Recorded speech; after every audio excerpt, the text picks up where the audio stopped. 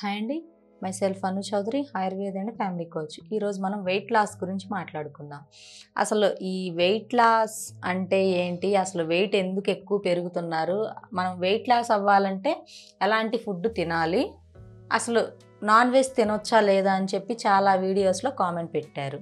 First అసలు wait పెరగడానికి reason ఏంటంటే మనం ఫుడ్ అనేది మనకి నచ్చిన ఫుడ్ నచ్చిన విధంగా తినవలసిన దానికన్నా ఎక్కువగా తినడం వల్ల వెయిట్ అనేది పెరుగుతారు. అండ్ సెకండ్ వన్ వచ్చేసి స్ట్రెస్ అనేది వన్ ఆఫ్ ద వెపన్. మనకి అదొక ఆయుధం. ఏంటంటే ఆ స్ట్రెస్ని కనుక మనం జయించగలిగి స్ట్రెస్ అనేది మనం న్యాచురల్గా తగ్గించుకొని మన పనులు మనం అవి రెగ్యులర్గా చేసుకుంటూ ఉంటే మనం వెయిట్ అనేది గెయిన్ అవ్వము. చాలామంది ఏంటంటే స్ట్రెస్ వల్ల ఎందుకు పెరుగుతామంటే స్ట్రెస్ వల్ల కూడా మనం పెరుగుతాము. స్ట్రెస్ ఎక్కువైనప్పుడు మనకి హార్మోన్ రిలీజ్ అనేది ఎక్కువ అవుతుంది. హార్మోన్స్ ఎక్కువైనప్పుడు మన శరీరం మన మాట వినదు, దాని ఇష్టం వచ్చినట్టుగా పెరిగిపోతుంది ఒకటి. అండ్ థర్డ్ వన్ వచ్చేసి నిద్ర. చాలా వీడియోస్లో చెప్పాను, నిద్ర అనేది మనకి మ్యాక్సిమం 6 to 7 hours నిద్ర అనేది ఉండాలి. ఆ నిద్ర కూడా ఎలా అంటే చాలా డీప్గా వెళ్ళాలి. నిద్రలోకి వెళ్తే కొంతమంది అలా కాదు, 10కి మేము పడుకున్నాము, మార్నింగ్ 6కి లేచాము బెడ్ మీద నుంచి అంటే మీరు ఈ 10 to 6 ఈ మధ్యలో మీరు కళ్ళు మూసుకొని నిద్రపోయారా డెప్త్గా అనేది మీరు ఆలోచించుకోవాలి. జస్ట్ బెడ్ మీద పడుకోగా నిద్రపోయామంటే ఇది మనకు కన్సిడర్ అవ్వదు.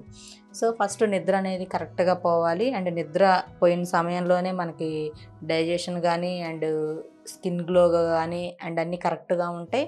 అండ్ మనకి శరీరానికి అవసరమైన వరకే ఉంటుంది. బ్యాడ్ కొలెస్ట్రాల్ కానీ వేస్ట్ ఫ్యాట్ ఇవన్నీ కూడా మనకి అంతా కూడా బర్న్ అయ్యి వెళ్ళిపోతుంది. ఫస్ట్ మనం అసలు వెయిట్ తగ్గడానికి న్యాచురల్గా ఎలాంటి ఫుడ్ తీసుకోవాలి అదేంటి అని మనం ఈరోజు చెప్పుకుంటే, ఫస్ట్ వచ్చేసి మనం ఫుడ్ హ్యాబిట్స్ అనేవి కొంచెం చేంజ్ చేసుకోవాలి. వెజ్ తీసుకోవాలి, నాన్ వెజ్ తీసుకోవాలి, తినాలి, అన్నీ తినాలి, కాకపోతే లిమిట్గా తినాలి. వెయిట్ లాస్ అవ్వాలి అని అనుకునే వాళ్ళు నాన్ వెజ్ తినకూడదు అని చెప్తున్నారు. ఇది రాంగ్. ఏంటంటే వెయిట్ లాస్ అవ్వాలి అనుకునే వాళ్ళు మాత్రం నాన్ వెజ్ తినొచ్చు, కాకపోతే ఆ నాన్ వెజ్ తీసుకునే విధానం అండ్ ఆ నాన్ వెజ్ మనం చేసుకునేటప్పుడు దాంట్లో మనం యాడ్ చేసే ఇంగ్రీడియంట్స్ ఏంటి అని మనం ఫస్ట్ నోట్ చేసుకోవాలి.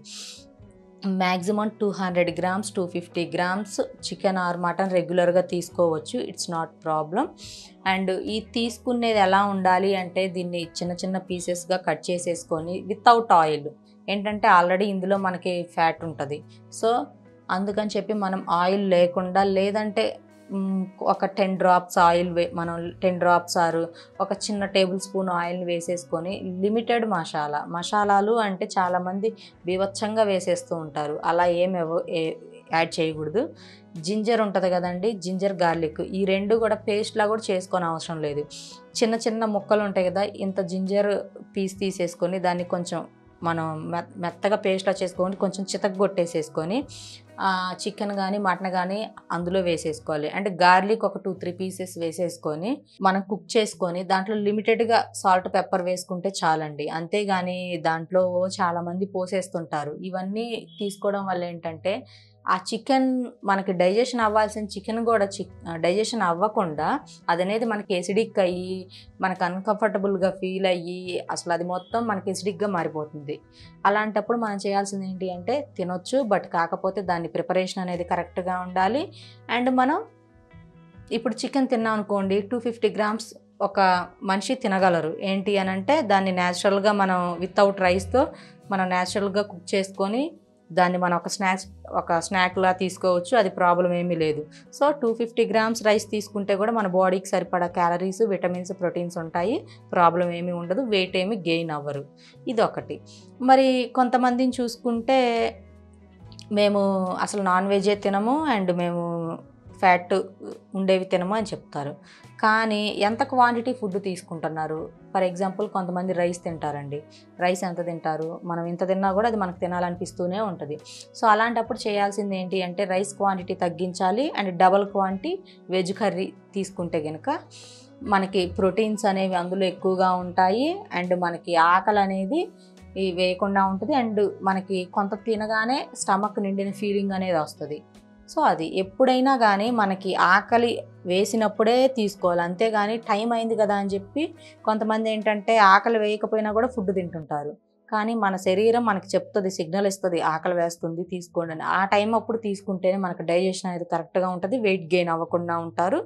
అండ్ వీళ్ళు వెయిట్ ఎక్కువగా ఉండి బాధపడేవాళ్ళు అసలు తినాల్సిన ఫుడ్ ఏంటి అని మనం చెప్పుకుంటే, ఫస్ట్ ఆఫ్ ఆల్ వచ్చేసి వీళ్ళు లిక్విడ్ ఐటమ్స్ చెప్పుకుంటే ఎర్లీ మార్నింగ్ అండ్ నైట్ పడుకునే ముందు నిమ్మరసం ఐడియా ఉంటుంది కదండి, ఒక గ్లాస్లో ఒక ఒక నిమ్మకాయ ఉంటుంది కదా, అది పిండేసుకొని అండ్ అందులో కొంచెం అల్లం జింజర్ గార్లిక్ జ్యూస్ అని ఉంటుంది కదా, సో అదొక 2 టేబుల్ స్పూన్స్ అండ్ కొంచెం అందులో ఒక స్పూన్ హనీ, ఇవన్నీ కలిపేసుకొని కనుక వీళ్ళు ఈ లిక్విడ్ని ఉదయం గోరువెచ్చని నీళ్ళల్లో, ఇది కూడా సో గోరువెచ్చని నీళ్ళలో ఈ 3 కలిపేసుకొని ఉదయం సాయంత్రం కనుక తీసుకున్నట్లయితే వీళ్ళకి బెల్లీ ఫ్యాట్ అండ్ ఇవన్నీ కూడా బర్న్ అయ్యి కొంచెం స్లిమ్గా తయారవుతారు, వెయిట్ కూడా తగ్గుతారు న్యాచురల్గా.